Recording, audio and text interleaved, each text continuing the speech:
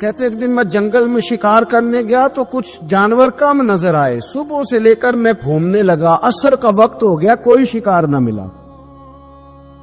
اب میرے دل کے اندر یہ ڈر تھا کہ اگر مغرب مجھے یہی ہو گئی تو مجھے کوئی درندہ کوئی جانور پریشان کرے گا. اسی پریشانی کے عالم میں میں دائیں بائیں دیکھ رہا تھا کہ ہرنی کا ایک بچہ مجھے نظر آیا. میں نے جھٹ سے وہ ہرنی کا بچہ ہی اٹھا لیا کہ آج یہی شکار کروں گا. کہتے ہیں میں نے اسے گھوڑے کے آگے رکھا, اپنے آگے گردن کی جانب, اور میں نے گھوڑے کی لگامیں تیزی سے گھمائی کہ سر پٹ گھوڑا دوڑایا تاکہ مغرب سے قبل میں شہر میں پہنچ جاؤں, یہ جنگل کا علاقہ گزر جائے. کہتے ہیں میں بڑی گرمی تھی, بڑی پیاس لگی, پر پانی نہ پیا نہ گھوڑے کو پلایا. سر پٹ دوڑایا اس ڈر سے کہ کہیں ایسا نہ ہو کہ میں جنگل میں مجھے شام ہو جائے. کہتے ہیں جب میں شہر سے باہر پہنچ گیا تو مغرب کا وقت بھی شروع ہو گیا. کہتے ہیں ابھی میں پہنچا ہی تھا, میں نے وہاں گھوڑے کو روکا, خود بھی پانی پیا, جانور کو بھی پلایا. کہتے ہیں ذرا میں نے آنکھ اٹھا کے دیکھا تو جس ہرنی کا میں بچہ لایا تھا وہ بھی دوڑتی ہوئی میرے پیچھے آ گئی. کہتے ہیں وہ پیچھے میرے کھڑی ہے, پتہ نہیں کہاں سے بیچاری دوڑی. میرا تو گھوڑا تھا اور میں نے تو سانس بھی نہیں لیا. 1.5 گھنٹہ 2 گھنٹے میں بھگاتا لایا اس جلدی میں کہ باہر آنا ہے. کہتے ہیں پلٹ کے دیکھا تو اس کی سانس پھولی ہوئی ہرنی کی اور للچائی نظروں سے مجھے دیکھ رہی ہے. دل کے ایک کونے سے آواز آئی کہ آج تو 2 شکار ہو گئے. بچہ تو پکڑا ہی, اس کی ماں کو بھی قابو کرتا ہوں تاکہ ڈبل شکار آئے گا. کہتے ہیں پھر اندر سے میرا درد بولا, اندر سے میرا رحم بولا. ایک ماں اپنا بچہ لینے آئی ہے اور اس طرح تو اسے تکلیف نہیں دی جا سکتی کہ اسے بلیک میل کر کے ماں کو بھی رکھ لیا جائے. کہتے ہیں جب میں نے اس ہرنی کی طرف دیکھا تو اس کی نظروں میں سوال تھا, اس کی نظروں کے اندر سوال تھا, کچھ مانگ رہی تھی. کہتے ہیں میں نے اس بچے کی پشت پر ہاتھ پھیرا, پھر میں نے بچہ چھوڑ دیا. کہتے ہیں اس نے پہلے بچے کو بازوؤں میں لیا, پھر اپنی زبان سے اپنا بچہ چاٹنے لگی. کہتے ہیں پھر وہ جب جنگل کی طرف جانے لگی تو ایک دفعہ اس نے میری طرف دیکھا, دوسری دفعہ اس نے آسمان کی طرف دیکھا. زندگی میں مجھے اتنا سکون کبھی نہیں آیا تھا جتنا آج آیا. کہتے میں گھر گیا, عشاء کی نماز پڑھی, پا وضو میں بستر پہ لیٹ گیا. لوگوں میرے نصیب دیکھو, مجھے مدینے والے محبوب کا دیدار نصیب ہوا. رسول کریم علیہ السلام میری خواب میں آئے, میں رونے لگا. گھر مہک اٹھا, پھول کھلنے لگے, خوشبوئیں بکھرنے لگی. کہتے ہیں محبوب کریم تشریف لائے, اور کیا خوبصورت جملہ ہے, اگر تجھے بادشاہ بنا دیا جائے تو انسانوں کے ساتھ بھی اسی طرح رحم کرے گا نا جس طرح آج ہرنی کے ساتھ کیا ہے. اگر تجھے بادشاہ بنایا جائے تو رویہ یہی رکھے گا یا بدل جائے گا. کہتا میں رو پڑا. میں نے کہا یا رسول اللہ, میں تو غلام بننے کے بھی قابل نہیں, تو بادشاہ کیسے بنوں گا؟ فرمایا تیری آج کی ادا بڑی پسند آئی ہے, عرش کے مالک نے تجھے بادشاہ بنانے کا فیصلہ کر لیا. تیری یہ ادا بڑی بھائی ہے, بڑی پسند آئی. فرماتے ایک ہرنی کے بچے پہ رحم کھایا تھا, رب کریم نے مجھے بادشاہی عطا فرما لی.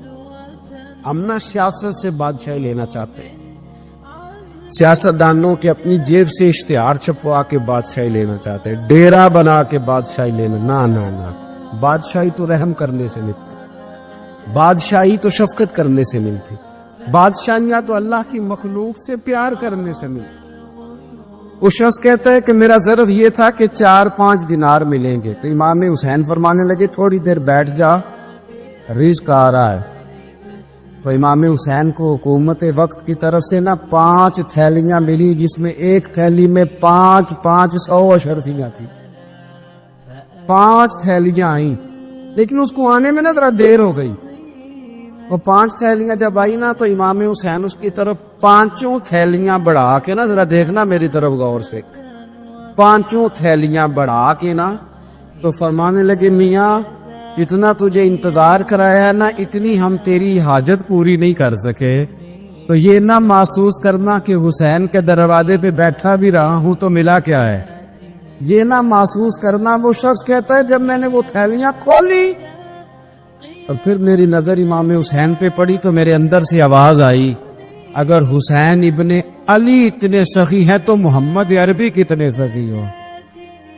اگر یہ معیار ان کا ہے، ان کا یہ معیار ہے، اور خود بھیک دیں خود ہی کہیں منگتے کا بھلا ہو، خود کہنے لگے جتنا انتظار کرایا ہے اتنی تیری مدد کر سکے.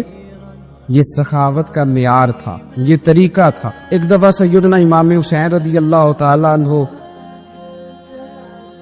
کہ گھر کے اندر 5000 دینار آئے. مسجد میں تھے، آپ کو 5000 دینار ملے تو امام زین العابدین کہتے ہیں کہ مسجد سے لے کر گھر آنے تک امام حسین نے 5000 اللہ کے رستے میں خیرات کر دی. فرماتے میں نے کہا ابا جی 5 دینار کی گھر میں ضرورت تھی. مالاں والے سخی نہیں ہوندے تے سخیاں کل مال نہیں ہوندا. اتھے اتھے دوویں جہانی سخی کنگال نہیں ہوندا. کعبہ جی 5 دینار کی گھر میں ضرورت تھی تو کہتے ہیں مجھے فرمانے لگے بیٹا یہ جن کو میں نے دیا ہے نا یہ گھر کے لیے ہی دیا ہے، یہ گھر کے لیے ہی دیا ہے. جن کو دیا ہے تمہارا کیا خیال ہے یہ باہر خرچ ہوا ہے؟ یہ گھر کے لیے ہی ہے. اس لیے کہ جب انسان دوسروں پر شفقت کرتا ہے تو اللہ اس کے گھر پہ رحمت فرماتا ہے. امام حسین کے مزاج میں پہلی بات میں نے ذوق عبادت کی عرض کی. دوسری بات عرض کر رہا ہوں کہ صحابہ حضرت اسامہ بن زید بڑے پیارے ہیں میرے نبی کریم کے، بڑے پیارے. حضرت اسامہ بن زید کے بارے میں سیدہ عائشہ صدیقہ فرماتی ہیں ان کے ناک سے اگر ریٹھ نکلتی تھی تو اللہ کے رسول اپنے دست مبارک سے صاف کر دیتے تھے. اور سرکار فرماتے تھے کہ اگر اسامہ لڑکی ہوتا نا، ان کے غلام کے بیٹے تھے حضرت زید بن عار، اگر یہ لڑکی ہوتا میں اسے زیور پہناتا. بڑے پیارے تھے. لیکن جب ان کا آخری وقت آیا نا تو 60,000 دینار کا قرضہ تھا. رشتہ داروں سے کہا، دوستوں سے کہا، یاروں سے کہا، اور قرض ادا نہیں ہو رہا تھا. حضرت اسامہ بن زید کہتے ہیں بڑا پریشان تھا. جب حد ہو گئی نا تو حضرت اسامہ بن زید فرمانے لگے جاؤ کوئی حسین ابن علی کو خبر کرو، ان سے کہو میں نا غلام ہوں آپ کے نانا کا، مقروض دنیا سے چلا گیا تو کیا بنے گا. امام حسین کو خبر ملی تو دوڑے آئے. لاجپال اس پیر کو نہیں کہتے کہ تگڑا نذرانہ لے کے تو ماتھا چوم لے، لاجپال تو اس کو کہتے ہیں کہ جب ضرورت پڑے تو وہ سر پہ موجود ہو. حضرت سیدنا امام حسین تشریف لائے تو جناب اسامہ بن زید رو پڑے، کہنے لگے حضور میں نے نا غلامی کی ہے آپ کے نانا کی، اور اس غلامی پہ ناز ہے. اب 60,000 دینار کا قرضہ لے کے دنیا سے جاؤں گا تو میری قبر پہ بوجھ رہے گا. امام حسین خادم کو بھی کہہ سکتے تھے جاؤ گھر پیسے پڑے ہیں لے آؤ.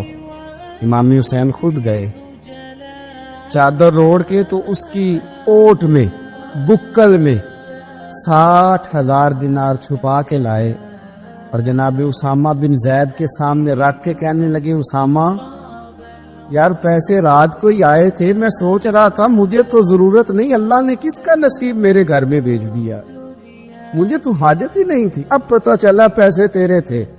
اللہ نے حسین کی ڈیوٹی لگائی ہے کہ جا کے دے آ. حضرت اسامہ بن زید رو پڑے، فرمانے لگے اللہ آپ کو بہترین صلہ عطا فرمائے. امام بڑا ہی پیار کرتے تھے. گھوڑے پہ جا رہے تھے، کچھ فقیر غریب لوگ بیٹھ کے روٹی کھا رہے تھے. کہاں رہے تھے؟ سڑک کے کنارے. تو امام زین العابدین فرماتے ہیں کہ جب امام حسین گزرے تو انہوں نے آواز دی حضور دل کرتا ہے ہمارے ساتھ بیٹھ کے روٹی کھائیں. کائنات کے مالک و مختار کے نواسے اور دنیا کے سب سے بڑے شہزادے گھوڑے سے اترے اور غریبوں کے ساتھ سڑک بھی بیٹھ گئے، روٹی کھانے لگے اور دیر تک کھاتے رہے. اور جب فارغ ہو گئے تو فرمانے لگے کھانے کی ضرورت بھی نہیں تھی، حاجت بھی نہیں تھی، پر تم نے آواز دی تو دل رکھنے کو بیٹھ گیا تھا، اگر اجازت دے تو چلا جاؤں. یہ مزاج تھا، یہ طبیعت تھی. آپ کے ایک بھائی ہیں چھوٹے حضرت محمد بن حنفیہ نام ہے، حضرت مولا علی شیر خدا رضی اللہ تعالیٰ عنہ کی دوسری بیوی سے. ایک دن حضرت امام حسین ان کے گھر میں بیٹھے تھے تو کسی بات میں نا اختلاف رائے ہو گیا تو امام علی مقام ناراض ہو گئے، فرمایا آج کے بعد تیرے گھر نہیں آؤں گا. रुमाल उठाया चले गए। लोगों ने हजरत मोहम्मद बिन हनफिया रदी अल्लाह ताला अन्हु से कहा, हुसैन तो नाराज हो गए, कभी नहीं आएंगे। आप फरमाने लगे, भाई तुम्हारा है कि मेरा? जी भाई तो आपके हैं। फरमाया अगर कहो तो चंद मिनटों में हुसैन वापस आए।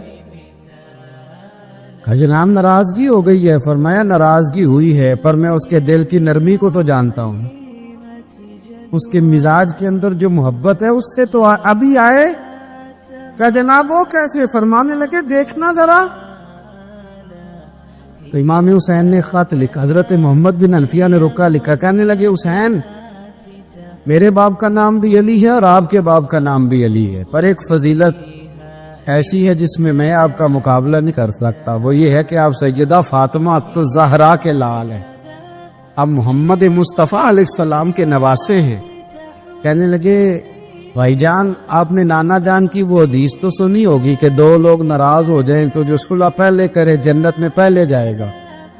फरमाने लगे दिल मेरा कर रहा था कि पहले सुलह कर लूं, लेकिन फिर बड़े भाई को पुश्त करूंगा जन्नत में जाते हुए, ये भी तो बेअदबी है ना।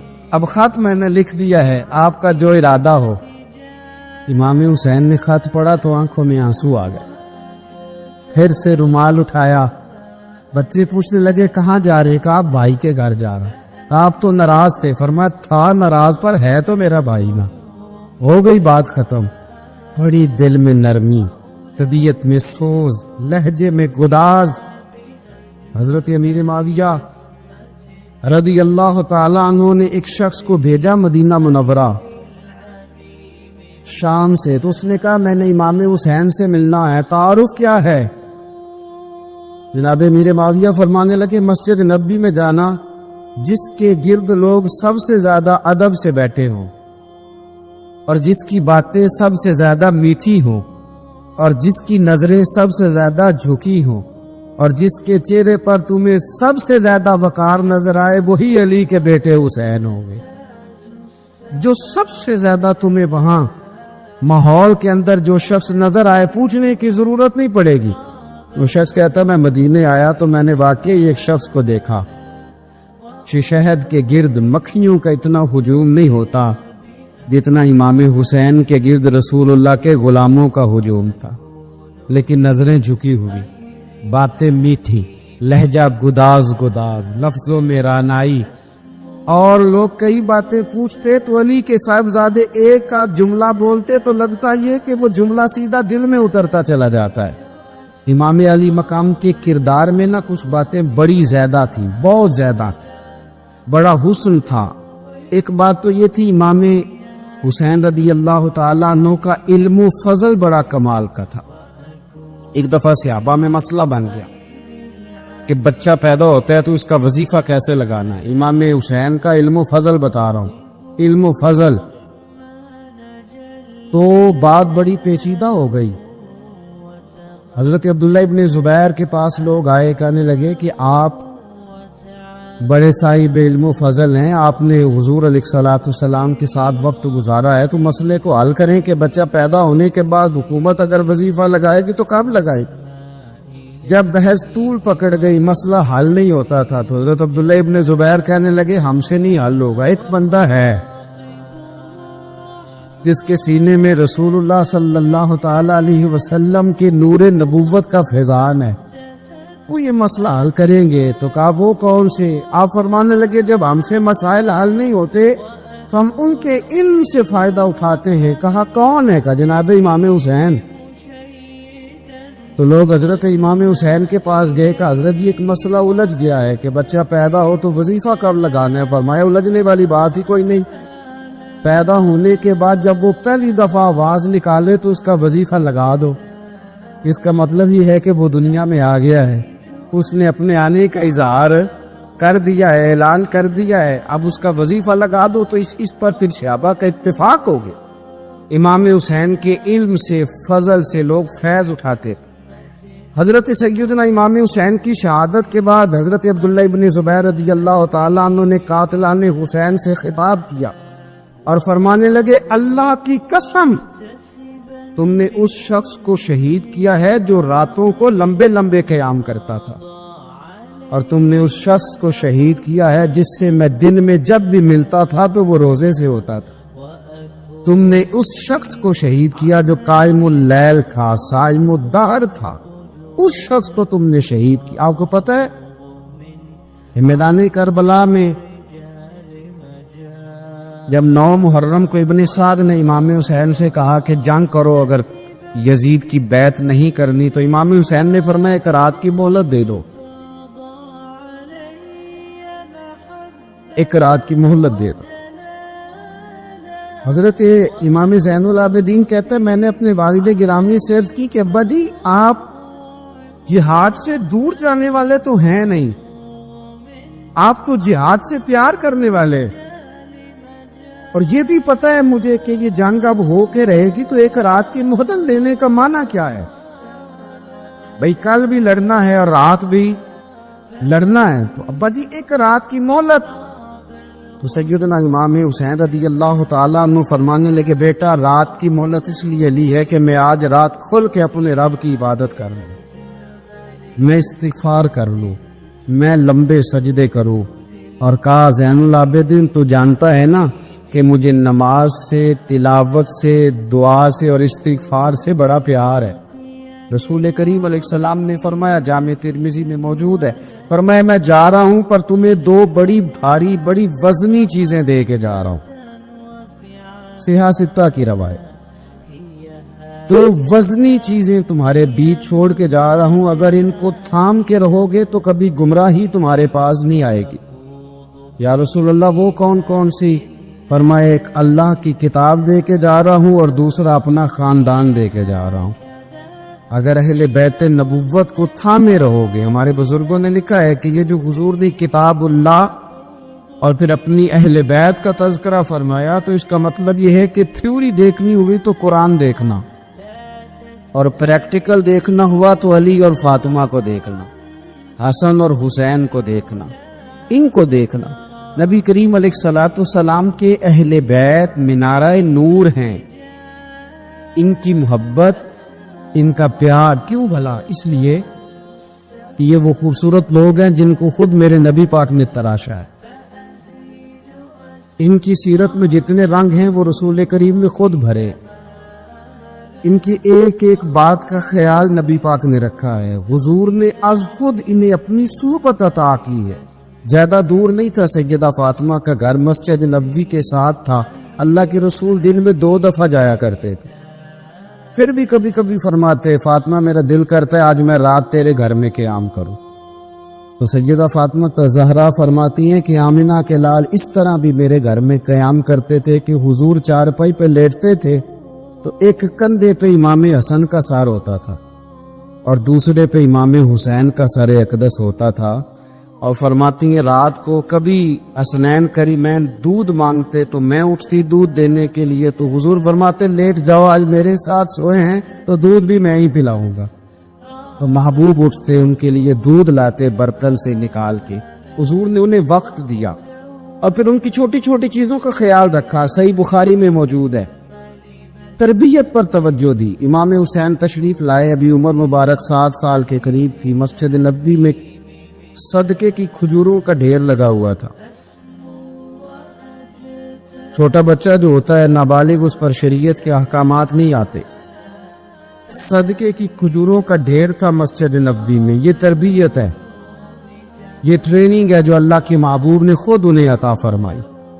صدقے کی کھجوروں کا ڈھیر تھا، امام حسین حضور کے ساتھ آئے تو امام علی مقام نے نہ کوئی کھجور اٹھا کے منہ میں رکھ لی۔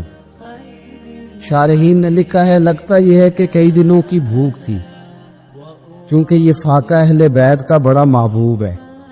مجبور نہیں تھے، وہ تو خزانوں کے مالک تھے، پر غریبوں سے محبت کی وجہ سے فاقے کیا کرتے تھے، یہ ان کی پسند ہے فاقہ کرنا۔ تو ایک کھجور امام علی مقام نے رکھ لی تو اللہ کے رسول نے گلے میں انگلی ڈال کے نکال دی اور فرمایا حسین یہ صدقہ ہے، یہ میری اہل بیت کے لیے درست نہیں ہے۔ حضور نے خود تربیت کی، اور پھر سیدہ فاطمہ الزہرا نے نا اپنے بچوں کو تراشا، ان پر محنت کی۔ میں اکثر گزارش کرتا ہوں دوستوں سے، میں کہتا ہوں کربلا کا واقعہ کوئی حادثاتی نہیں ہے، اس کے پیچھے پوری ایک لاجک ہے۔ اس کے پیچھے پورا ایک فلسفہ ہے. ایسے ہی کوئی آدمی 3 دن بھوکا پیاسا رہ سکتا ہے؟ کسی آدمی کو صبح اس نے کھانا کھایا اور شام تک کھانا نہ ملے تو ٹانگیں کانپتی ہیں. رمضان المبارک میں عبادت کی نیت سے روزہ رکھنے والے بھی شام کو بڑے پریشان ہو جاتے ہیں. پر مسلسل 3 دن کھانا نہ کھایا جائے اور پانی نہ پیا جائے، اور حال یہ ہے کہ وہی آدمی تلوار لے کے میدان میں نکلے اور اس کی حالت یہ ہو کہ لوگ اس کے آگے دوڑنا شروع کر دیں.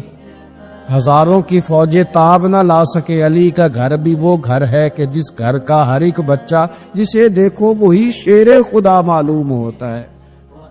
یہ کوئی آسان ہے؟ اس کے پیچھے پوری اس کے پیچھے فلسفہ ہے. امام راضی کی تفسیر کبیر دیکھیے گا. حضرت امام حسین کی وہ شخصیت تھی کہ مشکات میں حدیث ہے، نبی پاک صلی اللہ تعالی علیہ وسلم کی چچی جناب ام فضل صبح صبح گھبرائی حضور کی بارگاہ میں آئی. عرض کی یا رسول اللہ صلی اللہ علیہ وسلم، آج میں نے عجیب خواب دیکھا ہے، میں ڈر گئی ہوں. حضور نے فرمایا چچی کیا دیکھا؟ عرض کی حضور میں نے دیکھا ہے کہ آپ کے وجود کا گوشت کا ایک ٹکڑا کٹ کے میری جھولی میں آ گیا. حضور یہ کیا ہے؟ تو محبوب خواب سن کے مسکرائے، فرمایا چچی یہ پریشانی والا خواب نہیں، یہ تو خوشی والا خواب ہے. اللہ فاطمہ کو بیٹا عطا کرے گا اور وہ تیری گود میں کھیلا کرے گا. چونکہ وہ میرے وجود کا ٹکڑا ہوگا لہذا خواب تجھے یہ آئی ہے. تو امام حسین پیدا ہو گئے. امام حسن کی عمر ابھی 11 مہینے تھی. تو نبی پاک نے امام حسین کو جناب ام فضل اپنی چچی کی گود میں دے دیا کہ فاطمہ کے لیے دونوں بچے سنبھالنا مشکل ہوگا. وہ خواب اس طرح پوری ہوئی. امام حسین سے حضور نے بڑا پیار کیا، بڑی محبت فرمائی نبی پاک سے. کچھ حدیثیں میں نے جمعے میں عرض کی تھی.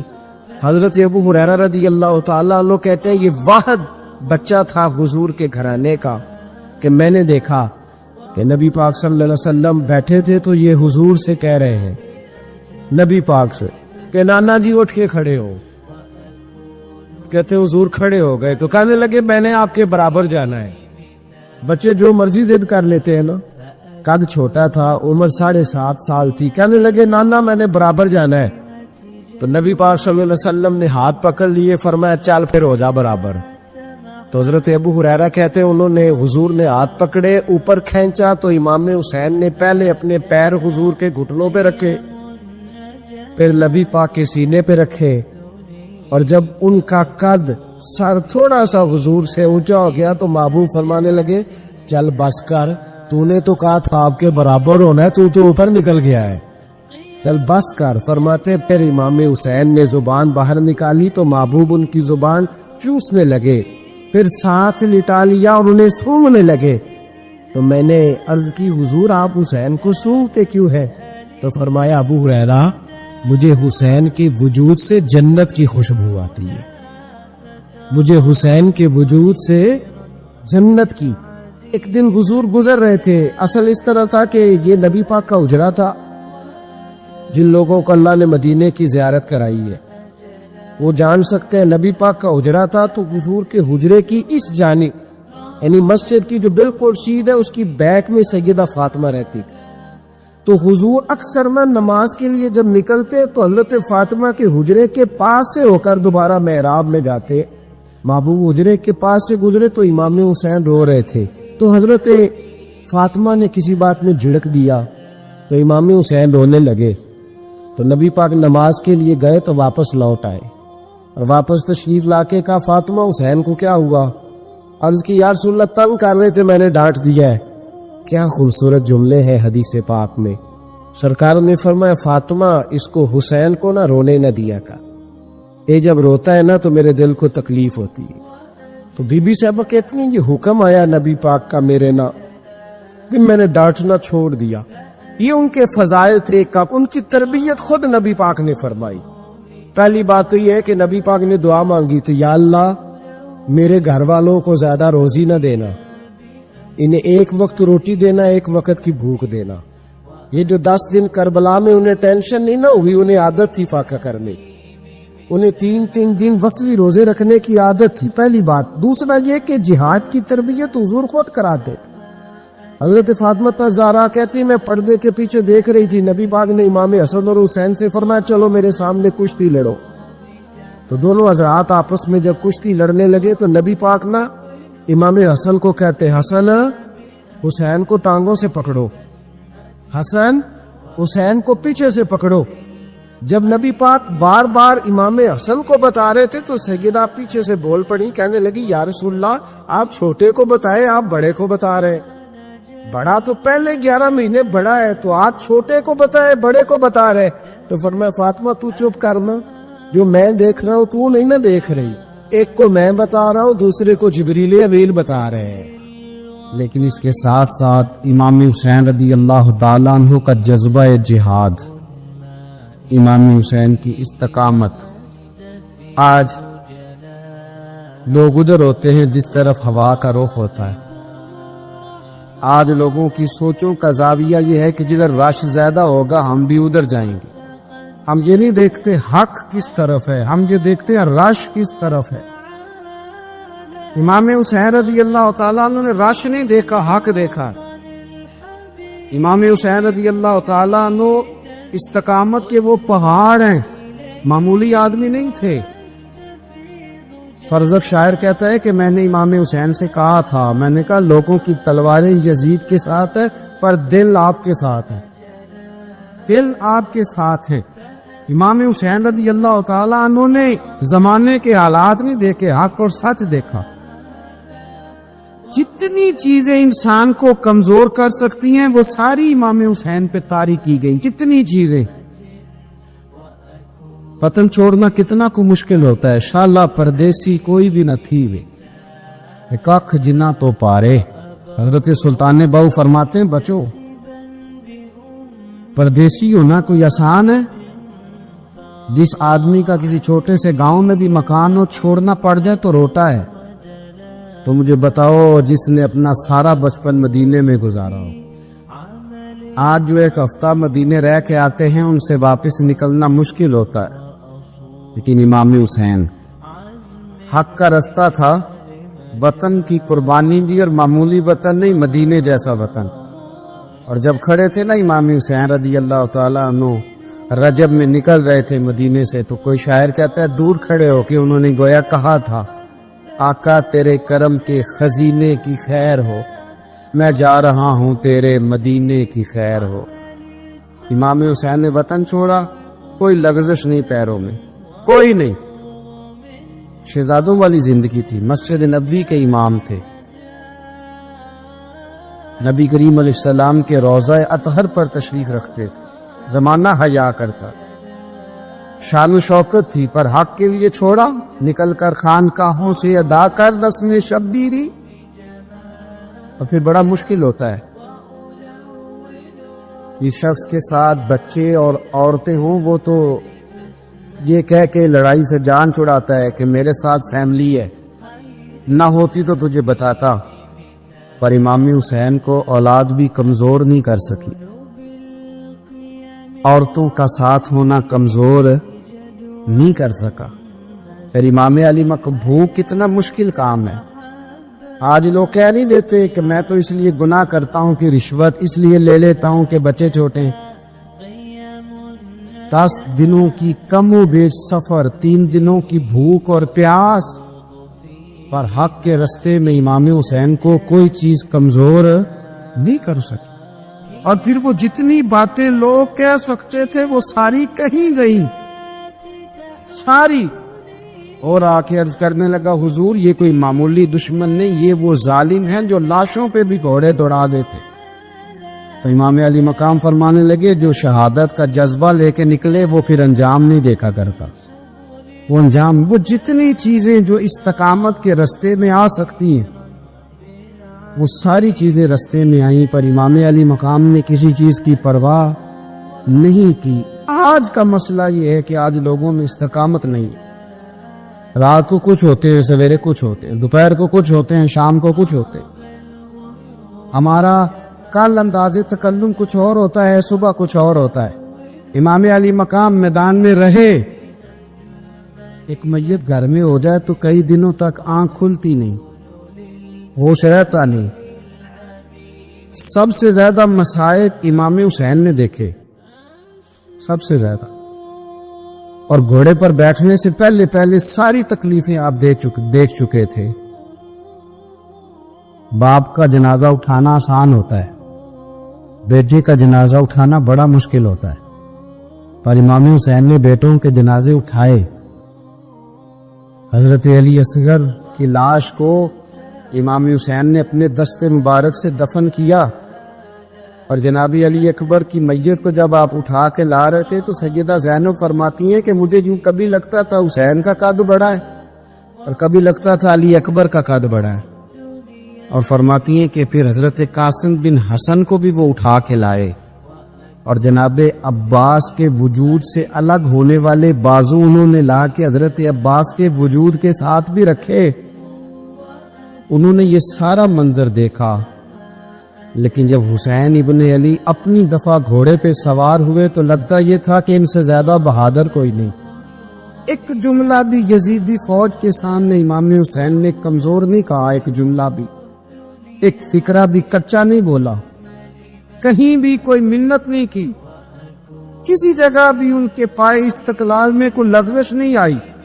جب لوگوں کو پتہ چل جائے کہ اب سامنے موت ہی موت ہے، سوائے اس کے چارہ کچھ بھی نہیں، تو بہت ساری رخصت اور اجازت تو دین بھی دیتا ہے، پر امام حسین کسی جگہ کسی رخصت پر عمل کرتے نظر نہیں آتے، ڈٹ کے بات کی ڈٹ کے، اور پھر جب میدان میں نکلے اللہ اکبر، تو ابن سعد کہنے لگا کہ اگر دو دو کر کے ایک ایک کر کے جاؤ گے تو یہ 45,000 کا لشکر سارا حسین کاٹ ڈالے گا، یک بارگی حملہ کرو گے تو بات اتنی استقامت، اتنا۔ آج تو لوگ ڈپریشن کے مریض ہیں، آج تو لوگ ٹینشن کے مریض ہیں، ہر دوسری بات میں لوگ کہتے ہیں او بڑا، پر کس بات سے؟ مطلب کیا آپ نے زندگی میں صرف جاب نہیں مل رہی، صرف بیماری آ گئی، صرف خرچہ نہیں گھر میں بڑا نہیں، کس بات کا ڈپریشن؟ امام حسین کی زندگی بتلاتی ہے وہ لوگ بھی کوئی دنیا میں کمال حاصل کر سکتے ہیں جو چھوٹی چھوٹی بات پہ روتے ہیں۔ مال بھی ہے، جوانی بھی ہے، گھر بھی ہے، مکان بھی ہے، بچے بھی ہیں، عزت بھی ہے، صرف پیسے نہیں، اور انسان ہے کہ آنکھیں نہیں کھل رہی، وہ سمجھتا ہے ہمیں کسی کام کا ہی، فقط پیسے نہیں بس۔ او خدا کے بندو، امام علی مقام نے فرمایا سارا کچھ لٹا کے بھی جو میدان میں کھڑا رہے اسے حسین ابن علی کہا جاتا ہے، اسے حسین ابن علی کہا جاتا ہے۔ حسین ابن علی کی شان رفت کوئی کیا جانے، حسن جانے، علی جانے، نبی جانے، خدا جانے، کون جانے امام علی مقام کا معیار۔ تو امام حسین رضی اللہ تعالیٰ عنہ کی زندگی ہمیں بتاتی ہے کہ ذوق والی عبادت کرو۔ امام حسین کی زندگی ہمیں بتاتی ہے کہ جب تم سخاوت کرو تو پھر اپنی حیثیت سے بڑھ کر کرو، اور امام حسین کی زندگی ہمیں بتاتی ہے کہ دل میں کسی کے لیے کوئی بات نہ رکھو، صلح کرنے میں پہل کرو، محبتیں کرنے میں آگے بڑھو۔ اور امام حسین کی زندگی ہمیں بتلاتی ہے کہ جب دنیا میں تم نے کچھ کرنا ہے تو پھر ڈٹنا بھی سیکھو، پھر کھڑے ہونا بھی سیکھو۔ یہ نہ دیکھو کہ حالات، امام حسین نے ایک دن بھی حکومت نہیں کی، یزید نے 4.5 سال کی، لیکن قیامت تک دلوں کی حکومت امام حسین کی رہے گی، امام حسین کی رہے گی، اس لیے کہ ان میں استقامت تھی۔ امام حسین کے ساتھ اس وقت 72 لوگ تھے، لیکن آج کائنات کا ذرہ ذرہ امام حسین کے ساتھ ہے۔ اس کا مطلب ہے وقت لگتا ہے، نظریہ غالب آ ہی جایا کرتا ہے، تو استقامت والی زندگی گزارے۔ شخص آیا، حضرت امیر معاویہ بیٹھے تھے، تو اس نے امام حسن سے آ کے کہا کہ حضور اولاد نہیں ہے، کوئی دعا کر دے۔ تو جو ہے میری بات پر، اب بھی لوگ پیروں کے پاس آتے ہیں نا، ماشاءاللہ سے اللہ خیر فرمائے، تو پیر صاحب اگر وظیفہ بتائے تو وظیفہ چونکہ پڑھنا پڑتا ہے، وہ کام مشکل ہے۔ حضرت امام حسن سے آ کے وظیفہ پوچھا، اس شخص نے کہا حضور اولاد کوئی نہیں، تو وظیفہ بتائے، تو آپ نے فرمایا استغفار پڑھا کر۔ اس نے کہا ٹھیک ہے، تو حضور پھر میں دوبارہ کعبہ ہوں، تو امام حسن کہنے لگے بے اولاد ہے نا تو استغفار کا وظیفہ بتایا نہ کہا، فرمانے لگے اب اس وقت آنا جب اللہ تجھے 10 بیٹے عطا کرے گا۔ کتنے؟ 2 4 نہیں، 10 کہہ دیے، تو حضرت امیر معاویہ رضی اللہ تعالیٰ دیکھا، کہنے لگے حسن اتنا بڑا دعویٰ، آپ فرمانے لگے میں نے کہہ دیا نا تو اللہ فضل کرے گا، اللہ خیر کرے گا، خیر ہو جائے گی۔ وہ شخص کئی سالوں کے بعد آیا، کئی سالوں کے بعد، تو حضرت امیر معاویہ کو بھی ساتھ لایا، کہنے لگا حضور اللہ کے فضل سے اللہ نے 10 بیٹے عطا فرمائے، پورے 10 ہی اللہ نے دیے۔ تو حضرت امیر معاویہ کہنے لگے جناب بات تو آپ کی سچی ہو گئی، پر مجھے بھی بتائیے وظیفہ کہاں سے لیا؟ فرمانے لگے قرآن پاک سے، سورہ نوح کی 10، 11، 12 آیت پڑھو۔ اللہ فرماتے ہیں تم استغفار پڑھو، میں تمہاری بیٹوں سے بھی مدد کروں گا، مالوں سے بھی مدد کروں گا۔ تو میں نے استغفار بتائی تھی، اور قرآن میرے اللہ کا ہے، رب کا وعدہ جھوٹا ہو سکتا؟ فرمایا 10 بیٹے ملنے تھے، میں نے کہہ جو دیا تھا۔ اور میرے بھائیوں یاد رکھیں، نبی پاک صلی اللہ تعالی علیہ وسلم نے فرمایا 2 آنکھیں دوزخ میں نہیں جائیں گی۔ یا رسول اللہ صلی اللہ علیہ وسلم اتنا کرم، وہ 2 آنکھیں کون سی ہیں؟ فرمایا ایک وہ جو اللہ کی راہ میں رات جاگتی رہی، کسی سرحد پر پہرا دیا، کوئی ڈیوٹی کی، کوئی خدمت کی راہ خدا میں، جو آنکھیں بیدار رہی راہ خدا میں، دوزخ میں نہیں جائیں گی۔ اور دوسرا فرمایا جو رب کی یاد میں رو پڑی، جس سے خشیت آئی، جو ڈر گیا، پر ڈرا اللہ کے، آنسو فار سیل نہ ہو، کوئی اداکاری کا ماحول نہ بنائے، وہ اس طرح نہ ہو رو رو کے دعا، رکت انگیز دعا، اور فلاں کیا بات، فلاں کے بڑا رلایا اور فلاں میں بڑا درد تھا اور فلاں کے آنسو نکل آئے اور پیر صاحب قبلہ رو ہی پڑے۔ فار سیل نہ ہو چیزیں، اداکاری نہ ہو، اس کی طبیعت پر پورا اثر ہو۔ اور جب خشیت کے ساتھ وجود کانپتا ہے، وہ کسی نے کہا تھا کہ آنسو قربت کا سبب ہوتے، جب آپ کی روح کسی کی روح سے ملتی ہے تب آنسو نکلتے۔ جب تو اللہ سے پورا جڑ جاتا ہے نا، جب رسول کائنات کی بارگاہ سے تیری پوری توجہ لگ جاتی ہے، پھر آنسو بن کر دل تے پار پوے، جس ویلے ادو پار بناون اکھیاں، بے درداں محبوباں دے سارے ناز اٹھاون اکھیاں۔ عزیز دوست، جب آپ پورے طور پر جڑ جاتے، او یارو کتنا روئے ہیں مسلمان اقوام متحدہ کے سامنے جا کے، کتنی قراردادیں پیش کی تم نے سلامتی کونسل میں، حتیٰ کہ مسلمانوں کے جو امیر ملک تھے ان کی تنظیمیں بنی، کوئی مسلمانوں کی داد رسی کو نہیں پہنچا۔ میری کو بہت لمبی عمر تو نہیں ہے، پر میں نے برما میں مسلمانوں کے کٹتے ہوئے حالات دیکھے، خبریں آئیں، ہم نے دیکھی، کٹتے اور سسکتے مسلمان ہم نے دیکھے۔ ہم نے دیکھا لیبیا پہ حملہ ہوا اور ٹوٹ گیا سارا ملک۔ میں نے وہ منظر دیکھا جب غوث پاک کے بغداد میں بمب گرے۔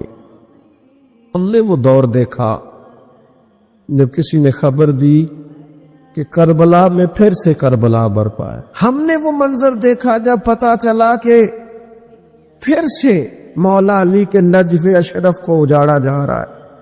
ہم نے وہ سارے منظر بار بار دیکھے، بار بار سنے، اور اب تو شرم آتی ہے۔ میرا دل کرتا ہے میں فلسطین کا نام نہ لیا کروں، شرم آتی۔ یہ کوئی ہماری تقریروں کے موضوع ہیں؟ یہ کوئی ہمارے کالم نکلے کے عنوان ہیں؟ یہ کو ہمارے موبائل پہ لگانے کے سٹیٹس ہیں؟ یہ تو شرم سے مر جانے کا مقام ہے۔ یہ کوئی گردنیں اٹھا کے بات کرنے والی بات ہے؟ یہ موبائل پہ ایک دوسرے کو ویڈیو دکھانے کا منظر ہے؟ رمضانوں میں شاموں میں اپنے اپنے بچوں کو سینوں سے لگا کے افطاریاں کرانے والوں، اور بچوں سے پوچھ لے والوں کہ پتر تو کی کھانا ہے، اس سے پوچھ لے اس کی مرضی کیا ہے۔ تمہیں پتہ ہے فلسطین کی بیٹیاں بھی سیدہ خدیجۃ الکبریٰ کی بیٹیاں ہیں، وہ مومنوں کی مائیں ہیں تو ان کی بھی تو مائیں ہیں نا۔ فلسطین کی بہنیں بھی صبح قیامت حضرت فاطمہ کے پلو میں پناہ لیں گی۔ نبی پاک صلی اللہ تعالی علیہ وسلم نے فرمایا من اذا مسلمن فقد اذانی۔ میں کیسے وہ بات آپ کے دلوں تک اتاروں کہ حضور نے فرمایا جب میرے مسلمان کو تکلیف ہوتی ہے تو مجھے تکلیف ہوتی ہے، مجھے درد ہوتا ہے۔ اس رسول کی امت جو کافروں کی رسیاں زور سے باندھی جائیں تو حضور فرمائیں ڈھیلی کر دو، یہ ہائے ہائے کرتے ہیں تو مجھے نیند نہیں آتی۔ اگر بدر میں قیدی بنا کے لایا گیا کافر ہائے ہائے کرے تو حضور کو نیند نہیں آتی، تو مجھے بتاؤ کہ فلسطین کی بیٹیاں ہائے ہائے کرتی ہیں تو گنبد خضرا میں محبوب کو آرام ہے؟ میرے عزیز، بے حسی کی زندگی، چھوٹے موٹے بیانات، تو بھی کہہ دے تھوڑا سا فلانے کا بیان نہیں آیا، کیا کرنا ہے بیان دے، کیا بات کرنی ہے تذکرہ کر کے؟ دوستو آؤ، رو کے دیکھ لیا ساری دنیا کے سامنے، کچھ رب کے سامنے رو کے نہ دیکھ لیں؟ اب اسے کہے نا، اب حضور کی بارگاہ میں عرض کر کے نہ دیکھ لے کہ تجھ سے فریاد ہے اے گنبد خضرا والے، اب کعبے والوں کو ستاتے ہیں کلیسا والے، اور کی اگر تو نے دل مسلم کی دل جوئی نہیں، پھر ہمیں تانا دیں گے بت کے مسلم کا خدا کوئی نہیں۔ اب اللہ رسول کی بارگاہ کی طرف رجوع نہ کر لے، اب چھوڑ نہ دیں سیاستدانوں کے گلے، اب چھوڑ نہ دیں دنیا اقوام متحدہ کی بات اور سلامتی کونسل کی بات، اب اپنے اللہ کی جانب رجوع نہ کریں۔ دیکھو نا، نبی پاک صلی اللہ تعالی علیہ وسلم نے ہمیں فرمایا تمہارے آنسو قدر والے ہیں، رب رسول کی بارگاہ میں بہانا، ان کو ضائع نہ کرنا۔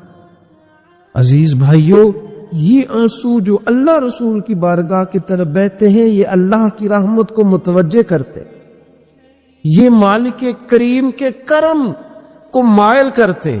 ہمارا مسلح آباد ہونا چاہیے۔ وہ مجھے ایک دوست کہنے لگے صرف دعا کریں فلسطین کے لیے، آپ نے کہا جم کے دعا کریں، صرف دعا کرنے سے کیا ہوتا ہے؟ میں نے کہا دعا کرنے سے پہاڑ ہل جاتے ہیں اپنی جگہ۔ میرے رسول پاک رات کو دعا کرے تو صبح فاروق اعظم جیسے لوگ آ جاتے ہیں دین اسلام۔ نبی پاک علیہ السلام رات دعا کرے نا، دعا، اور بدر کی رات حضور دعا کریں تو اللہ 7,000 فرشتوں کو بھیج دیتا ہے مسلمانوں کی مدد کے لیے۔ صحابہ فرماتے ہیں میدان بدر میں ہم کسی کو قتل کرنا چاہتے تھے، لیکن اس کی گردن پہلے سے کٹ کے گر جاتی تھی، فرشتے آئے ہوئے تھے۔ آج ہمارے ساتھ اللہ کی مدد ناراض ہو گئی ہے، ہم سے رب کی مدد ناراض ہے۔ ہماری مجموعی غلطیاں، قومی کوتاہیاں، بددیانتیاں، رشوت خوریاں، ہمارے جھوٹ، ہماری بد اخلاقیاں، مجموعی طور پر سوسائٹی کی مادہ پرستی، اخلاقی رویوں کی گراوٹ، لوٹنا، اپنا حصہ وصول کرنا، جگہ جگہ پہ کمیشن مقرر کرنے، ہر شخص کا ذات کے لیے سوچنا، اللہ کی مدد پھر روٹ جایا کرتی ہے، ناراض ہو جایا کرتی ہے۔ سب سے ضروری کام یہ ہے، سب سے ضروری کام کہ اللہ کی مدد شامل ہو۔ سب سے، ایک صحابی تھے، ایک جگہ انہیں شہید کیا جا رہا تھا، تو کافر چاہتے تھے کہ ہم ان کی لاش کو معاذ اللہ ثم معاذ اللہ بے حرمتی کریں۔ انہوں نے عرض کی مالک تو میرا مددگار ہے، اس بیابان جنگل میں میری مدد کرنا۔ شہد کی مکھیاں آ گئی، ان کے پورے وجود کو چھپا لیا، کوئی چیز قریب آئی نہیں، اور لوگ کہتے ہیں مکھی اٹھ کے بیٹھے تو زخمی کر دیتی ہے، لیکن وہ اٹھ کے گئی تو وجود پہلے سے زیادہ تر و تازہ تھا۔ اللہ نے محفوظ کر لیا وجود ان لوگوں کا، اللہ نے حفاظت فرمائی، اللہ کی مدد شامل تھی، اللہ کی مدد۔ ایٹم بم تم نے بنا لیے، ہتھیار تم نے سجا لیے، دولتیں تم نے جمع کر لی، بڑے بڑے تم نے ادارے قائم کیے، اب ایک کوشش اور بھی کرو، رب رسول کی بارگاہ میں رو تاکہ تمہیں اللہ کی مدد بھی ملے۔ ایک صحابی ہیں، بخاری شریف صحیح سند کی حدیث ہے، کلمہ پڑھا، کچھ دنوں کے بعد مال غنیمت آیا، نبی پاک صلی اللہ علیہ وسلم مال تقسیم کر رہے تھے تو میرے حبیب نے اس صحابی کو بھی دیا، فرمایا یہ رکھ لے، اس کو پیسے دیے حضور نے،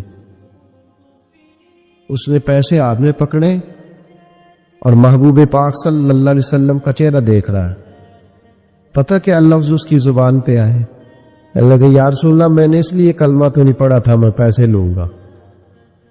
حالانکہ تالیف قلب حصہ ہے اسلام کا، جو بندہ نیا کلمہ پڑھتا تھا اس کو کچھ نہ کچھ دیا جاتا تھا، چونکہ اس کی برادری چھوڑ جاتی۔ کہنے لگے حضور اس لیے تو کلمہ نہیں پڑھا تھا کہ پیسے آئیں گے۔ نبی پاک نے فرمایا کس لیے پڑھا تھا؟ کہا یا رسول اللہ میں نے تو اس لیے پڑھا تھا کہ آپ مجھے جہاد میں لے جائیں گے اور میں آپ کے نام پر اپنی جان قربان کر دوں گا، میں نے کچھ لینے کے لیے نہیں، جان دینے کے لیے کلمہ پڑھا تھا۔ تو حضور میرے لیے مہربانی فرمائیں، مجھے آپ یہ دنیا داری ہی دنیا داری، مال ہی مال۔ حضرت میاں شیر محمد شرخ پوری رحمت اللہ علیہ کی وہ بات میرے دل کو چھو جاتی ہے۔ ایک آپ سے شخص آ کے کہنے لگا حضور میں پہلے غریب تھا فلاں جگہ میں نے، ہاں یہ بات بالکل درست ہے کہ شیخ جو کامل ہوتا ہے وہ دعا کرتا ہے اللہ کی بارگاہ میں، یا اللہ یہ میرے پاس آیا تو اسے کوئی کمی بھی نہ رہے، کوئی بھی نہ رہے۔ یہ تو اس کی اپنی درویشی ہے نا کہ وہ یہ بات کہے، تو اپنا رنگ ہے اس کا۔ میاں صاحب کے پاس آیا تو آ کے کہنے لگا حضور میں فلانے آدمی کا مرید ہوا ہوں، ایک کارخانہ تھا اب 4 ہو گئے، تو آپ فرمانے لگے تیرا تو بیڑا غرق ہو گیا، چاہیے تھا تیرا ایک بھی چھڑاتے، تجھے اللہ اللہ پہ لگاتے، تجھے اور بھجا دیا دنیا میں، یہ کون سی تجھے درویشی اختیار کی، اور کارخانے بڑھ گئے تیرے۔ حضرت عیسیٰ علیہ السلام کے پاس ایک شخص آیا تو اس نے آ کے کہا میں نے آپ کے ساتھ رہنا ہے حضور، میں نے آپ کے ساتھ رہنا ہے۔ آپ فرمانے لگے دنیا دار بن کے رہو گے کہ دیندار؟ کہنے لگا جی میں دیندار بن کے رہوں گا۔ فرمانے لگے دنیا کی طلب نہ کرنا ورنہ میری صحبت میں نہیں رہ سکو۔ حضرت عیسیٰ علیہ السلام نے شادی نہیں کی، مکان ہی نہیں بنایا، ایک تکیہ، ایک پیالہ، ایک کمبل، جہاں رات ہوتی وہیں سو جاتے۔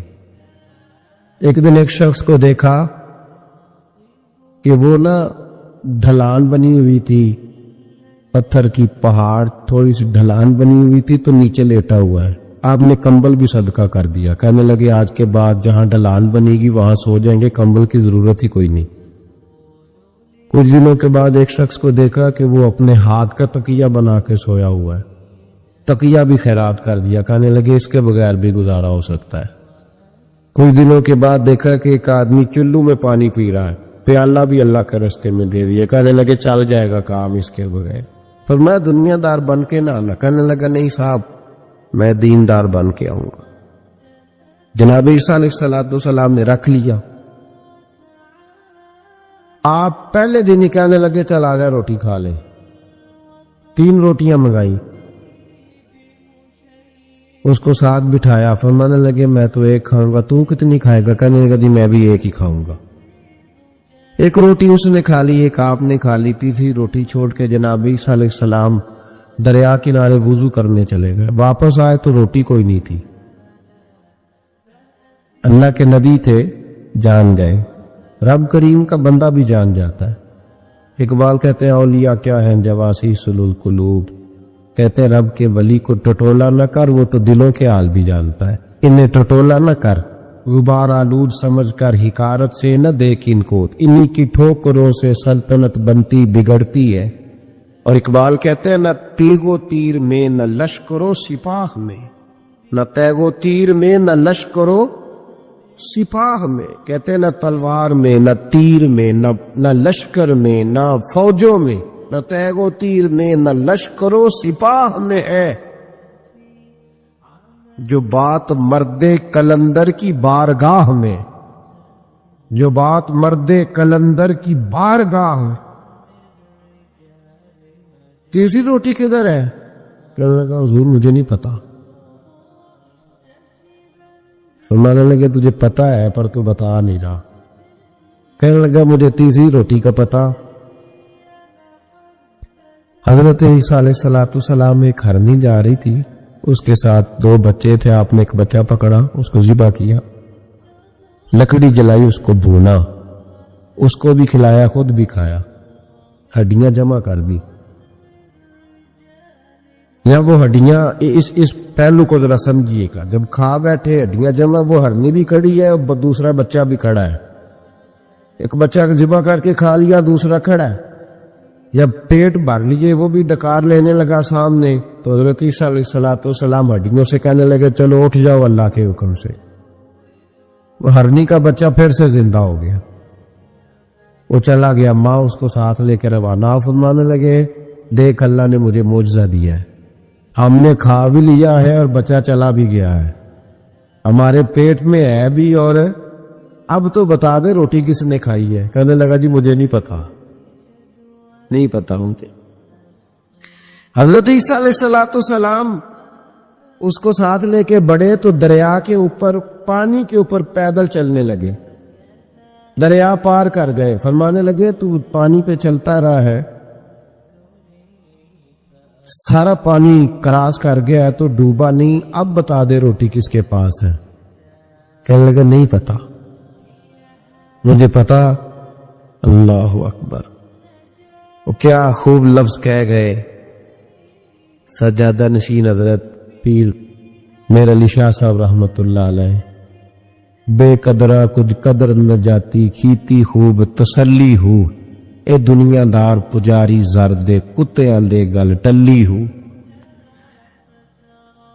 سارا دریا اتنا بڑا دیکھتے ہیں لوگ جو آتے ہیں نا درویشوں کے پاس، بڑے رنگ دیکھتے ہیں پر بدلتے نہیں. رنگ بڑے دیکھتے ہیں پر اپنے آپ کو تبدیل ہے. او بانج فقیروں کسے نہیں مارے آئے ہوئی چور اندر داہو.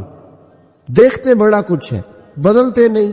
نہ بدلا. حضرت عیسیٰ کہنے لگے منوا کے میں بھی چھوڑوں گا، تو مانے گا. آپ نے نا ریت کٹھی کی، ریت 3 حصوں میں ریت جمع کر لی اور پھر اس پر کچھ پڑھ کے پھونکا تو وہ سونا بن گئی. 3 ڈھیریاں تھی ریت کی، پھونکا تو سونا بن گئی. آپ فرمانے لگے یہ سونا تیرا، ایک ڈھیری تیری، ایک میری، اور تیسری اس کی جس نے تیسری روٹی کھائی ہے. کہنا جی میں ہی کھادی، میں نہیں کھائی. یہ تیسرا اس کا حصہ جس نے تیسری، کہنے لگا میں نہیں کھائی ہے، مان گیا. ذرا بات کو سمجھے. پانی پہ پیدل چلا ہے پر مانا دنیا دار ہے نا، مانا نہیں. ہرنی کا بچہ زندہ ہوتا دیکھا ہے پر مانا دنیا قابو آنے لگی ہے تو مان گیا ہے. کہنے لگا جی میں نہیں کھائی ہے. فرمایا او بھلے مانس، تجھے کہا تھا دنیا داری نہ کرنا، تجھے جناب عیسیٰ کی صحبت ملے گی، پر تو ایک روٹی پہ رہ گیا یار. کہاں دنیا بار پجاری زردے، کتیاں دے گل ٹلی ہو، کہاں رہ گیا. حضرت میاں محمد بخش صاحب رحمت اللہ تعالی علیہ کو ایک شخص لے گیا ٹانگے پہ بٹھا کے. ٹانگے،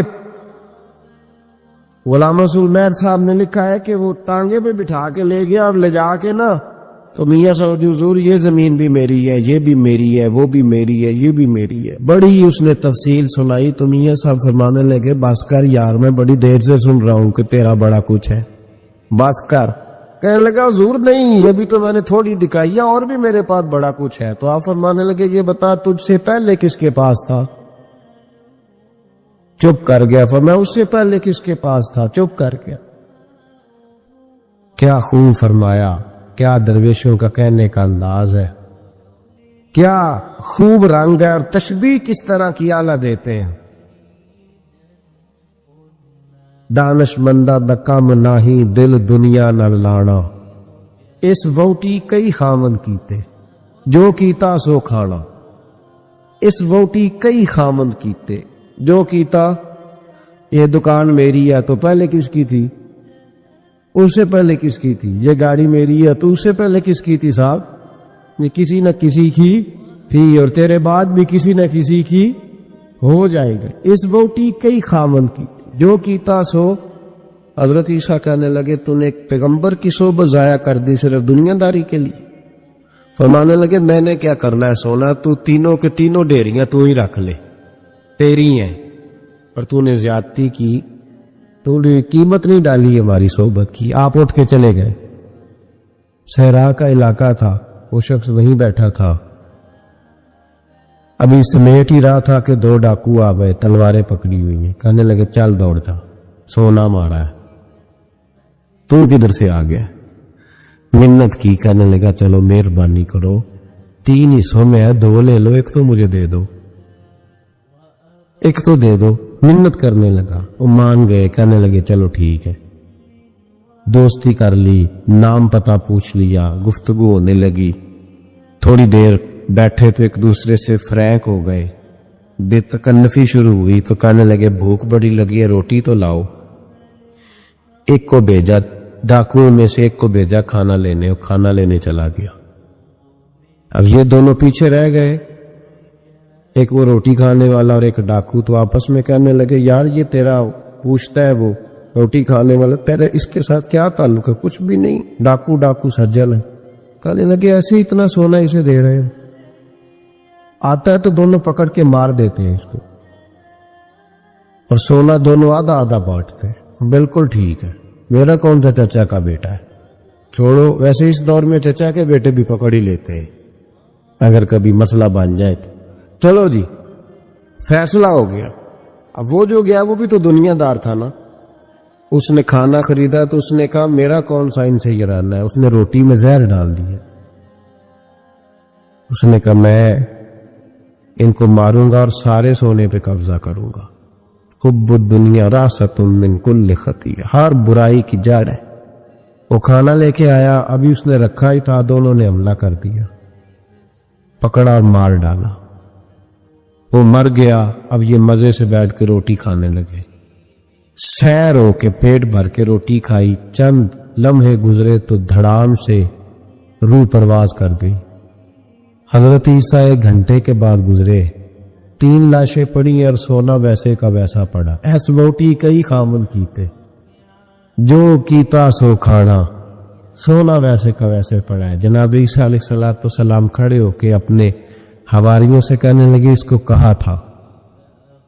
کہا تھا تو صحبت حاصل کر، دنیا داری سے بچ، لیکن اس نے دنیا داری کو فوقیت دی، ایک پیغمبر کی صحبت کو فوقیت۔ آج نقصان یہ ہوا ہے کہ خود مرا ہے اور 2 لاشیں اور بھی اس نے ساتھ کٹھی کر لی۔ دنیا داری سے بچ جائے، اس سے بچے، ضرورت کی حاصل کرے، ضرورت سے زیادہ نہیں، ضرور محنت کریں، جد و جہد، حلال روزی کمائیں اللہ کے رستے میں دینے کے لیے، غریبوں کی مدد کرنے کے لیے ضرور کریں گا، لیکن اس کو مشن نہ بنائیں، یہ مشن نہیں۔ اگر آپ نے صبح سے لے کے شام تک 3 گھنٹے وقت گزارا ہے تو پھر آپ کا 2 گھنٹے اگر دنیا میں گزرے تو 1 گھنٹہ دین میں گزرنا چاہیے نا، ورنہ آپ کا دن ضائع ہو گیا ہے۔ کم از کم 3واں حصہ تو دین کو دو۔ ہمارے بزرگوں نے ضمناً دنیا داری رکھی، ضمناً کہتے تھے ہم تو اتنی روزی کماتے ہیں کہ کمر سیدھی ہو سکے۔ ایک تو میرے عزیز یہ یاد رکھے کہ اپنے ہمہ وقت زندگی کو، دنیا کو ٹائم نہ دے، دنیا کو اتنا ٹائم دیں جتنی کہ اس کے لیے حضرت علی المرتضیٰ رضی اللہ تعالیٰ عنہ کا ایک فرمان یاد رکھیں۔ آپ فرمایا کرتے تھے میں دنیا کے لیے اتنی محنت کرتا ہوں جتنا میں نے دنیا میں رہنا ہے، اور آخرت کے لیے اتنی محنت کرتا ہوں جتنا میں نے آخرت میں۔ جو آدمی 500 سال پہلے فوت ہو گیا تھا وہ کہاں ہے؟ ابھی قبر میں۔ زندگی کتنی گزار کے گیا؟ 60 سال 70 سال۔ جتنا دنیا میں رہنا ہے اتنی اس کے لیے جد و جہد کریں، جتنا جانا ہے اتنا جانے کے لیے محنت کریں، اپنے آپ کو ضائع نہ کریں۔ اور یہ جو اللہ اللہ سیکھ رہے ہیں لوگ درویشی کے رستے پہ، ان کے لیے تو موت ہے، یاد رکھیں۔ جتنا زیادہ دنیا کی طرف جائیں گے اتنا، دیکھیں نا اللہ تعالیٰ شراکت کو تو پسند فرماتا ہی نہیں۔ اگر آپ نے، اور پھر میں نے کہا کہ جس بندے نے، اس نے نماز پڑھتے بھی یہی سوچا ہے کہ میں نے نکل کے پیسے لینے ہیں، کیا اس نے حاصل کیا؟ اپنے آپ کو خوددار رکھیں، کبھی کسی موقع پر کسی بھی لحاظ سے اپنے آپ کو دنیا داری کے معاملے سے کمزور ظاہر نہ کریں. دنیا کا پیار جہاں آ گیا وہ ختم، طریقت ختم. اگر آپ کی جد و جہد، اور یاد رکھ لیں آپ روحانی طور پہ مریں گے جس دن توجہ دنیا کی طرف کر لیں، اللہ اللہ کی لذت ضائع ہو جائے گی. اور پھر ایک اور بات لکھ لیں، تجربے کی روشنی میں عرض کر رہا ہوں، لکھ لیں اس کو کسی جگہ، کسی ایسی جگہ نقش کر لیں جہاں سے کبھی مٹے نہ. ہم نے اپنے بزرگوں کی صحبت میں رہ کے ایک تجربہ سیکھا ہے، جس کی پیسے کی طرف توجہ ہوتی ہے پیسے اس کے آگے دوڑنے لگ جاتے ہیں. وہ دوڑتے ہیں، تو تھک جائے گا، ان تک پہنچ نہیں سکتا، تھکا کے ماریں گے تجھے پیسے، اور تو اپنا چہرہ پھیر پیسوں کی جانب تیرے پیچھے دوڑنے لگ جائیں گے، پیچھے پیچھے دوڑیں گے، بھاگتے پھریں گے تیرے پیچھے، بھاگتے ہیں پیچھے. لوگ کہتے ہیں نہیں رہنے دو، ضرورت نہیں. دنیا کا مزاج ہے، جو دنیا کے پیچھے بھاگتا ہے اس کے آگے بھاگتی ہے، اور جو منہ موڑ لیتا ہے اس کے پیچھے لگ. درویشی اختیار کرنے کا ارادہ تو کرے، ہم پروگرام ہی نہیں بناتے، ہمارا ارادہ ہی نہیں بنتا. ارادہ تو کرے، اور بھائی جس دن ارادہ ہو جاتا ہے اسی دن اللہ نوازنا شروع کر دیتا ہے. جس دن ارادہ ہوتا ہے اسی دن اللہ کہتا ہے چل کھول گیا، وَيَرْزُقُهُ مِنْ حَيْثُ لَا يَحْتَسِبُ، اب تجھے وہاں سے دینا جہاں سے تیرا کبھی گمان بھی نہیں گیا ہوگا. اس لیے میرے بھائی توجہ اللہ کی طرف، خبردار یہ دنیا داری جتنی اس کی ضرورت ہے اس کو اتنا کرو. میرے نبی پاک نے زہد اختیار فرمائے ہیں. زہد، دنیا داری، پیسے بڑے اچھے ہوتے تو سب سے زیادہ میرے مصطفیٰ کی تجوری میں ہوتے، سب سے زیادہ. اگر آپ توجہ دنیا داری کی طرف کریں گے تو حالات خراب ہو جائیں گے. توجہ رب رسول کی طرف رکھیں، بڑی جلدی بہتری. محمود غزنوی نے نا ہیرے بکھیر دیے، خزانوں کے منہ کھول دیے. کہنے لگا جو جس پہ ہاتھ رکھے گا شاید اسی کی ہو جائے گی. کھول گئے دروازے، جو لوگ دوڑے، پتہ تھا بادشاہ کے پاس کیا ہے، یوں سمجھ لے کسی نے پجاروں پہ ہاتھ رکھ دیا. کسی نے جا کے تو وہ جہاں بندھے ہوئے تھے بڑے بڑے جانور استبل میں، اس نے کہا حویلی گھوڑوں سمیت میری. کسی نے کسی شے پہ، کسی پہ کسی شے پہ دوڑنے لگے، جس پہ جو ہاتھ رکھے اسی کی. ایاز بڑا سیانہ تھا، پیچھے سے اٹھا دھیما دھیما آ کے تو محمود غزنوی کے کندھے پہ ہاتھ رکھ دیا. اس نے کہا تجھے کوئی شے نہیں چاہیے؟ کہا بادشاہ تو وعدے پہ قائم رہ، تو نے کہا تھا جو جس پہ ہاتھ رکھے گا اسی کا ہو جائے گا، تو مجھے جو شے چاہیے تھی میں نے ہاتھ رکھ دیا ہے، اب تو بتا وعدے پہ قائم ہے کہ نہیں؟ تو محمود نے اٹھ کے سینے سے لگایا، ماتھا چوما، کہا یاز بات ختم ہو گئی. دنیا داروں کی، مال داروں کا، ہر شے جس نے جو مانگی اس کی. پر ایاز محمود تیرا ہی رہے گا، محمود تیرا ہی رہے گا، محمود تیرا ہی رہے گا. نہ وہ غزنوی میں تڑپ رہی، نہ وہ خم ہے زلف ایاز میں، نہ وہ حسن میں رہی شوخیاں، نہ وہ عشق میں رہی گرمیاں. کہا یہ تیرا ہی رہے گا. او بھائی ایاز ہمیشہ فائدے میں رہا، ہمیشہ. اس کے لب ہلتے تھے تو محمود ہر شے نچھاور کر دیتا تھا. کیوں ایک پجاروں کے پیچھے بھاگتے ہو؟ وہ چابی کیوں نہیں لیتے جس سے سارے خزانے کھل جاتے ہیں؟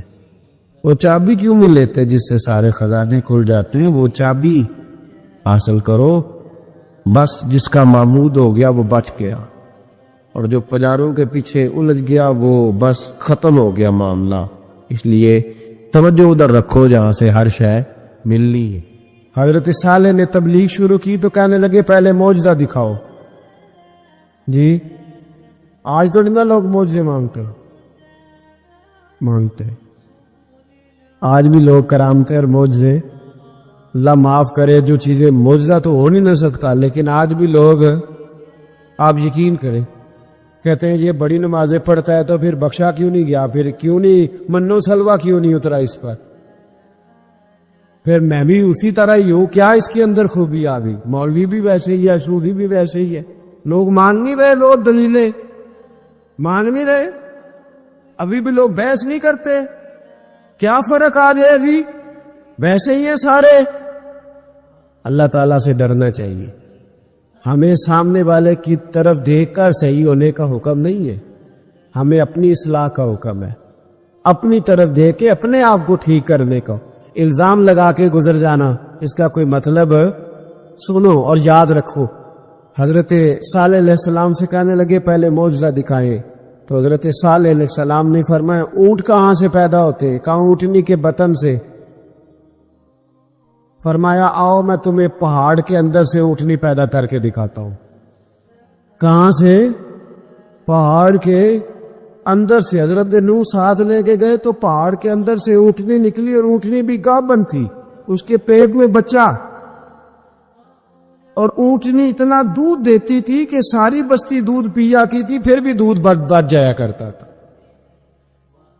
لیکن حضرت نوح علیہ السلام نے فرمایا تم نے دیکھ تو لیا یہی سے، یہ جتنا دودھ دے گی روٹی بھی اتنی کھائے گی، ایک دن تم سارے پانی پیو گے، ایک دن یہ سارا پانی پیا کرے گی، ایک دن تم سارے باقی جانوروں کو گھاس کھلاؤ گے، ایک دن یہ اونٹنی، اور اونٹنی کا نام کیا؟ ناقۃ اللہ، اللہ کی اونٹنی۔ کس کی اونٹنی؟ نام کیا ہے؟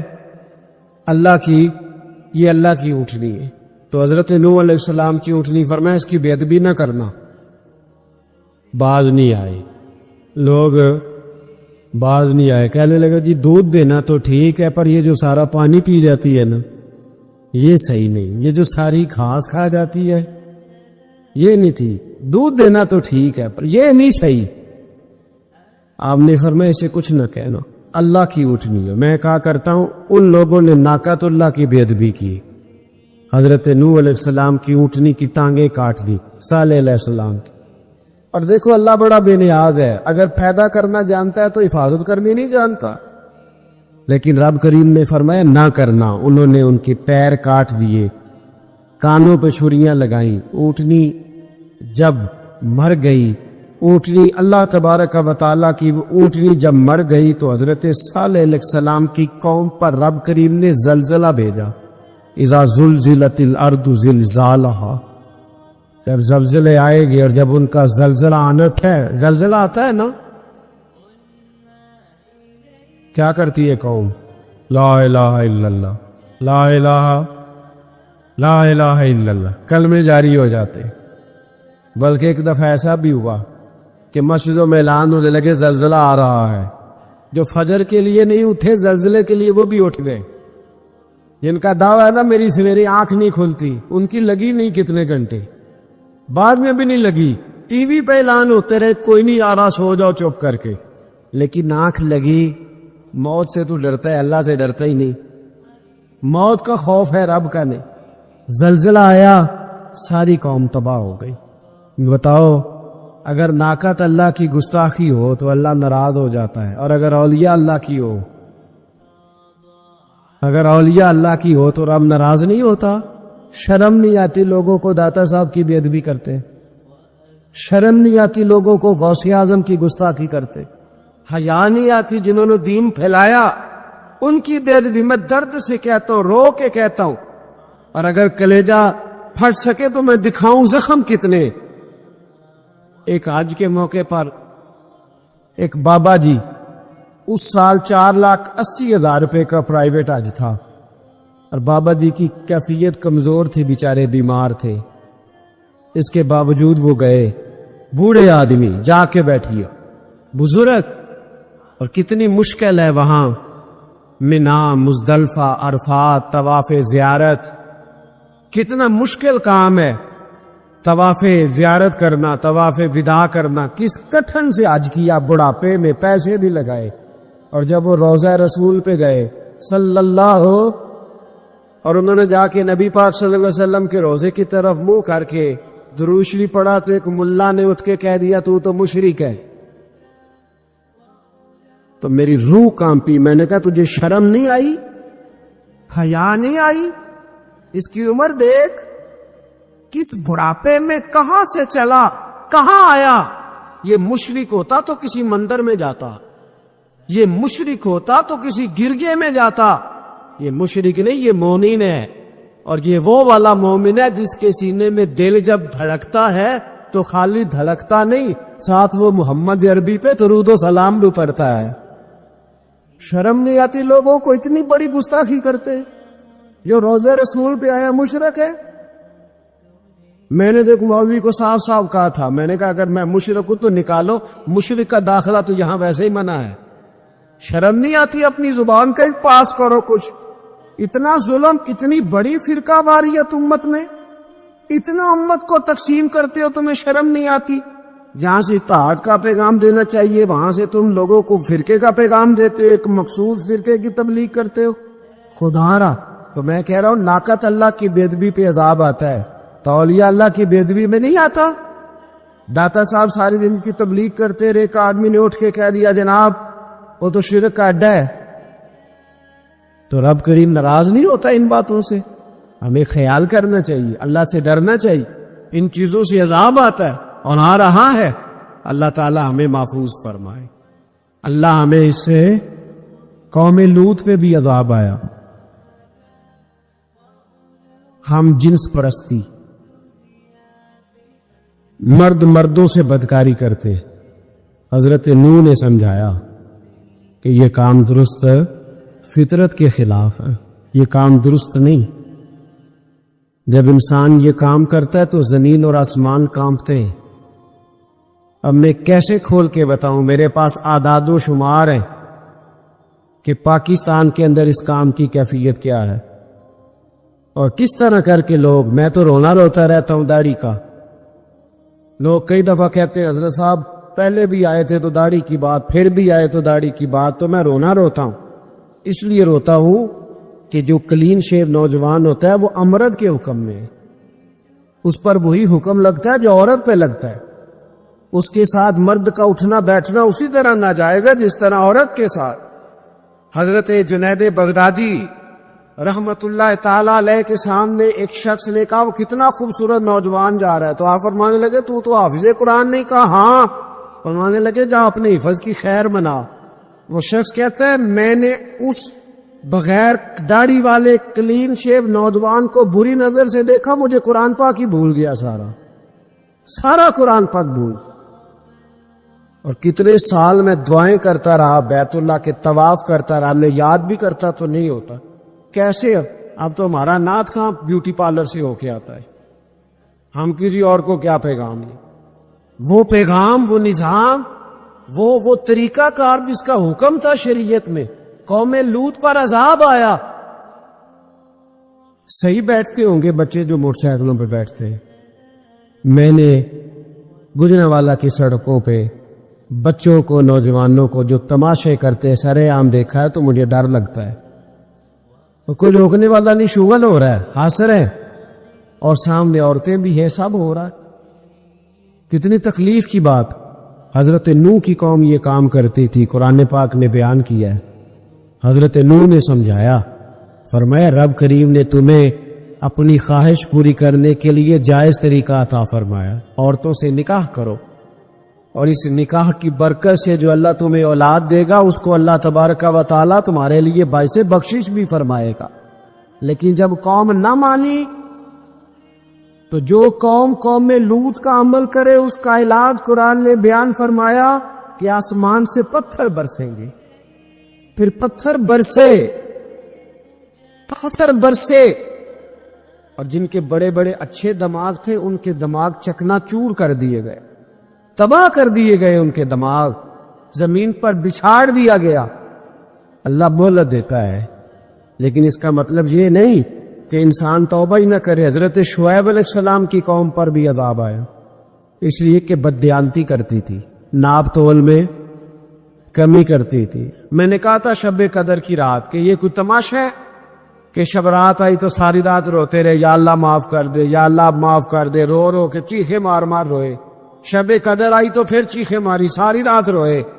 تو جس بندے کا پروگرام ہی نہیں سویرے بدلنے کا، دکان پہ بیٹھ کے پھر وہی ناپ تول میں کمی، پھر وہ اللہ تعالیٰ معاف کرے۔ میں ایک مضمون پڑھ رہا تھا تو وہ فوڈ کے اسپیشلی لوگ میں لکھا تھا مہربانی کرو ملاوٹ ہی اچھی چیز کی کر لو، مرچ میں کیری تو نہ ملاؤ اینٹوں کی، وہ تو بیمار کرتی ہے، وہ تو خون کی آنتوں کو روک دیتی ہے۔ وہ کہنے لگا، اور وہ کہتا ہے میں تمہیں بتاتا ہوں کون کون سی چیز ملائی جا سکتی ہے، وہ ملا لو۔ خدا را اس قوم پہ رحم کرو، مہربانی۔ ایک دوست ہے ہمارے، میں وزیر آباد میں ان کے گھر بیٹھا تھا تو ایک میڈیکل، میرا کسی شخص پہ اعتراض کرنے کا میں مجموعی بات کرتا ہوں. میں ایسے ڈاکٹروں کو جانتا ہوں جو اللہ تعالیٰ فضل کرے سچ مچ کے نیک ہیں، اچھے لوگ. تو بچے کا میڈیکل سٹور ہے تو والد بیمار ہو گیا تو کہتا ہے ابا جی ڈاکٹر صاحب نے کہا آپ کو ڈریپ لگنی ہے. تو سگے باپ کو ڈریپ لگانے لگا تو باپ کیا کہتا ہے پتر تیری مہربانی مینو کوئی اصلی لائی او نہ لائی جڑی لوکاں نو لانا ہے. اب وہ پیار سے سنا رہا ہے بات. میں نے اسے کہا کہ یہ تو ڈوب مرنے کا مقام ہے نا، ڈوب مرنے کا مقام. اس ملک کے اندر دوائی بھی صحیح نہ بکے، اصلی نہ ملے دوائی بھی، اور پھر وہ قوم کہے کہ ہم نے تو پورے روزے رکھے، ہم نے تو بڑا صدقہ اور خیرات کیا، دوائی بھی اصل نہ ملے. جناب شعیب علیہ السلام کی قوم ناپ تول میں کمی کرتی تھی تو اللہ تبارک و تعالی نے ان پر بتا عذاب کس طرح کا بھیجا. شدید گرمی ہوئی. اللہ ہمیں محفوظ فرمائے. سارے آمین کہہ دیا. دیکھیں کتنا اچھا موسم کر دیا رب کریم. اللہ ہمیں محفوظ فرمائے، اللہ رحمت فرمائے. شدید گرمی کی لہر آئی، باہر اتنی گرمی ہوئی کہ لوگ اپنے گھروں میں گھس گئے. جس طرح سورج کی شعاعیں گھروں کے اندر داخل ہو جاتی، اس طرح گرمی کی لہر اندر داخل ہوئی. اور جس طرح کسی کو آگ لگ جائے تو وہ آدمی اچھلتا کودتا ہے نا، اس طرح یہ لوگ اچھلنے لگے اور اچھل کود کے مر گئے. جرم کیا تھا؟ ناپ تول میں کمی کرتے. حضرت داؤد کی قوم بھی تباہ ہوئی. جرم کیا تھا؟ ہفتے والے دن مچھلیاں نہیں پکڑنی تو یہ پکڑتے تھے. حکم ہے نا مسلمان کو نماز کے ٹائم کوئی اور کام نہیں کرنا، نماز پڑھنی ہے. میرا خیال ہے مسلمان تو فٹافٹ آ جاتے ہیں، سارے ہی پہنچ جاتے ہیں نا مسجدوں میں. ہلکا ہلکا بول رہے ہیں ہاں، کیوں نہیں پہنچتے؟ اگر حضرت سیدنا، اور پتہ انہیں سزا کیا ملی؟ اللہ نے فرمایا اس ٹائم عبادت کرنی ہے، کام نہیں کرنا، وقت نہیں ہے کام کا. انہوں نے مچھلیاں پکڑی، 12,000 لوگ تھے. پتہ ہے مالک نے سزا کیا دی؟ بندر بنا دیا. اللہ کریم قرآن مجید کا پہلا سپارہ پڑھے، فَجَعَلْنَاهَا نَكَالًا لِمَا بَيْنَ يَدَيْهَا وَمَا خَلْفَهَا. اللہ فرماتے پچھلوں کے لیے بھی عبرت بنا دیا، بعد والوں کے لیے بھی عبرت، نشان عبرت بنا دی. بندر بن گئے. اور جو ان کے دوست جو بچ گئے تھے ان کے پیر چومتے تھے، روتے تھے. 3 دن بندر بن کے زندہ رہے. پھر اللہ نے سب کو اجتماعی موت دے دی. اگر مسلمان سے اللہ کہے کہ نماز کے ٹائم کاروبار نہیں، جمعے کے ٹائم کاروبار ہے، تو مسلمان کہتا ہے نہیں مجھے مہلت ملی ہوئی ہے. یہ تو اس وقت پتہ چلتا ہے نا جب بچے ڈیوٹی لگاتے، ہاں ہاں ہاں عذاب آتا ہے، اس وقت پتہ چلتا ہے. میں نے دیکھا یہ منظر، اس وقت پتہ چلتا ہے جب بچے کسی ملازم 6,000 کی ڈیوٹی لگاتے، کہتے ہیں ابے کا دھیان رکھنا، ہم دکان پہ بیٹھنے لگے. پھر اسے سمجھ آتی ہے اگر میں نماز کے ٹائم مسجد میں ہوتا تو آج میری اولاد میری خدمت میں ہوتی. میں نماز کے ٹائم مسجد نہیں گیا تو بچوں نے 6,000 کا ملازم بٹھایا ہے. ابا جی کا خیال رکھ، ایک نرس بلائی ہے، تو خیال رکھ. کدھر ہوتے ہیں مسلمان نماز کے ٹائم؟